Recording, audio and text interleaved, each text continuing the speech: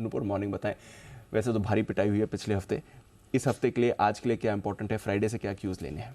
बिल्कुल एक रिकवरी थी अमेरिकी बाजार में फ्राइडे को, लेकिन बीते हफ्ते की पूरे की बात करें तो आपको काफ़ी कमज़ोरी नजर आएगी। इनफैक्ट दिसंबर के बाद हमने देखा है कि जो बीता हफ्ता निकला वो कमज़ोरी वाला निकला है। डाउ S&P की बात करें तो 2 से 2.5% की कमज़ोरी आपको बीते हफ्ते में नजर आएगी। इनफैक्ट नैस्डैक में तो अंडर परफॉर्मेंस आपको ज़्यादा दिखेगी, करीबन 3.5% की गिरावट हमने पिछले हफ्ते नैस्डैक में आते हुए दिखी है।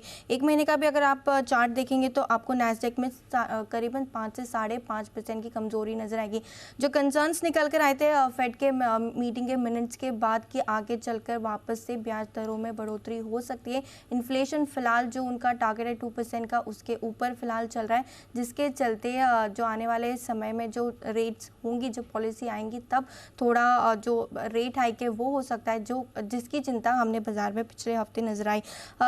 जिसका एक रिएक्शन हमने 10 साल की बॉन्ड यील्ड पे भी देखा। अक्टूबर 2022 के बाद के उच्चतम लेवल पे आपको बॉन्ड यील्ड दिखेगी 4.28% के आसपास।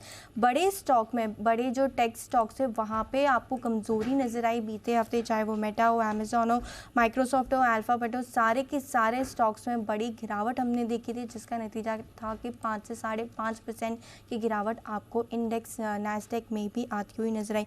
नतीजों का रिएक्शन काफ़ी सारे स्टॉक्स में देखने को मिला बीते हफ्ते। कमज़ोर नतीजे आते हुए नजर आए। कीसाइट टेक्नोलॉजी के 14% स्टॉक लुढ़क कर बंद होते हुए नजर आया। दिने की बात करें तो 5.5% की गिरावट आपको इस स्टॉक में भी नजर आएगी। अंडर परफॉर्मेंस थी नतीजों में, जिसका रिएक्शन स्टॉक परफॉर्मेंस में भी दिखा। साथ ही साथ एक इम्पॉर्टेंट इवेंट भी है इस हफ्ते जहाँ पे नजर रहने वाली है। जो फेड चेयरमैन साहब है पॉवेल साहब, वो जैक्सन होल इकोनॉमिक पॉलिसी के इवेंट में बातचीत करेंगे। वहाँ से जो आउटपुट आता है इन्फ्लेशन को लेके, ब्याज दरों को लेकर, उस पर बाजार की नज़र रहेगी।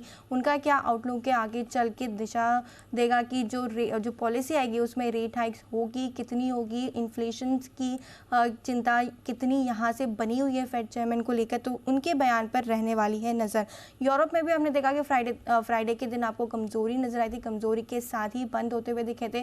करीबन %0.5% की गिरावट आपको वहाँ पर भी दिखेगी। कमोडिटीज़ में क्रूड $85 के आसपास आपको ट्रेड करता हुआ फिलहाल नज़र आ रहा है। गोल्ड एंड सिल्वर में भी आप देखेंगे तो बीते आपको थोड़ी कमज़ोरी नज़र आई थी, और मेटल में भी उठापटक दिखी थी हमने बीते हफ्ते। तो इक्विटीज़ में अभी आपको कमज़ोरी नज़र आ रही है। क्रूड 85 के आसपास ट्रेड करता हुआ दिख रहा है। बॉन्ड यील्ड जो है यूएस की 10 साल की, वो अक्टूबर 2022 के बाद उच्चतम स्तर पर ट्रेड करती हुई नजर आई।